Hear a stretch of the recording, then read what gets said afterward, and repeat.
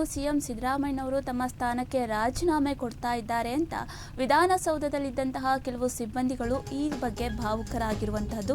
ವಿಧಾನಸೌಧದಲ್ಲಿ ಸಿಎಂಗೆ ಭಾವುಕ ವಿದಾಯ ಹೇಳಿ ಕಣ್ಣೀರಿಟ್ಟಿದ್ದಾರೆ ಅಲ್ಲಿನ ಸಿಬ್ಬಂದಿಗಳು. ವಿಧಾನಸೌಧದಲ್ಲಿ ಭಾವನಾತ್ಮಕ ವಿದಾಯ ಪಡೆದಂತಹ ಮುಖ್ಯಮಂತ್ರಿ ಸಿದ್ದರಾಮಯ್ಯನವರು ವಿಧಾನಸೌಧದ 323ನೇ ನಂಬರ್ ಸಿಎಂ ಕಚೇರಿಯಲ್ಲಿ ಭಾವುಕ ಸನ್ನಿವೇಶ ಆಗಿದೆ. ಸಿದ್ದರಾಮಯ್ಯ ಕಚೇರಿಯಿಂದ ಹೊರ ನಡೆಯುತ್ತಿದ್ದಾಗ ನೂರಾರು ಸಿಬ್ಬಂದಿ ಕಣ್ಣೀರನ್ನ ಹಾಕಿದ್ದಾರೆ. ವಿಧಾನಸೌಧದಲ್ಲಿ ಭಾವನಾತ್ಮಕ ವಿದಾಯ ಪಡೆದಿದ್ದಾರೆ ಮುಖ್ಯಮಂತ್ರಿಗಳು.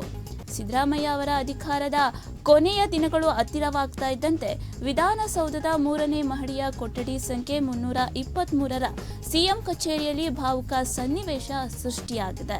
3 ವರ್ಷಗಳ ಹಿಂದೆ ಅಂದರೆ ಮೇ 20, 2023ರಲ್ಲಿ ಪೂಜೆ ನೆರವೇರಿಸಿ ಸಂಭ್ರಮದಿಂದ ಸಿದ್ದರಾಮಯ್ಯ ಅವರ ನಾಮಫಲಕ ಹೊತ್ತು ಸಜ್ಜಾಗಿದ್ದಂತಹ ಸಿಎಂ ಕಚೇರಿ ಈಗ ಬಹುತೇಕ ಖಾಲಿಯಾಗಿದೆ. ನಿನ್ನೆ ಸಿಎಂ ಕಚೇರಿಯಿಂದ ಸಿದ್ದರಾಮಯ್ಯ ಹೊರ ಬರ್ತಾ ಇದ್ದಂತಹ ವೇಳೆ ಸಚಿವಾಲಯದ ನೂರಾರು ಸಿಬ್ಬಂದಿ ಕಣ್ಣೀರನ್ನ ಹಾಕಿದ್ದಾರೆ.